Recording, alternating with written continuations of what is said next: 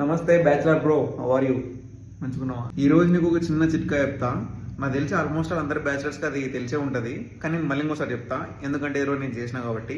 ఎప్పుడైనా నీ దగ్గర డబ్బులు లేనప్పుడు, నీకు కర్రీ చేసుకోవడానికి ఇంట్రెస్ట్ లేనప్పుడు, నైట్ టైమ్స్ చపాతీ ఒకటే ఉంది లేదా రైస్ ఒకటే ఉంది, నీకు కర్రీ ఏం లేదు, సో బయట 30 రూపాయలు ఇచ్చి 40 రూపాయలు ఇచ్చి కర్రీ తెచ్చుకున్నానుకంటే చిన్న చిట్కా బెస్ట్ ఐడియా చెప్పమంటావా? Very simple. ఏంటంటే నీకు కావాల్సిన గుడ్లు తెచ్చుకో, ఉడకబెట్టుకో, దాన్ని మంచిగా స్మాష్ చేయి. ఎట్లా స్మాష్ చేయాలంటే ఇక్కడ నా ప్లేట్లో కనిపిస్తుంది, నేనైతే 3 గుడ్లు తీసుకొని గిన్నెలోకి వేసి స్పూన్ తీసుకొని బాగా స్మాష్ చేసిన తర్వాత టేస్ట్ కోసం ఉప్పు, తర్వాత పెప్పర్ పౌడర్ అట్లా పైన వేసుకున్నా.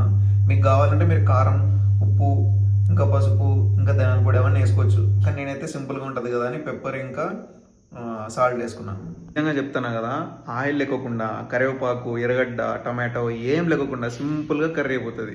Best simple and easy recipe. ప్రోటీన్కి ప్రోటీన్ వస్తుంది, నీకు మంచిగా తిన్నట్టు ఉంటుంది. So night dinner finish. నీకు ఎప్పుడైనా ఏం లేనప్పుడు ట్రై చేయి. ఐడియా బాగుంది కదా, ట్రై చేయి ఎప్పుడైనా. వస్తా.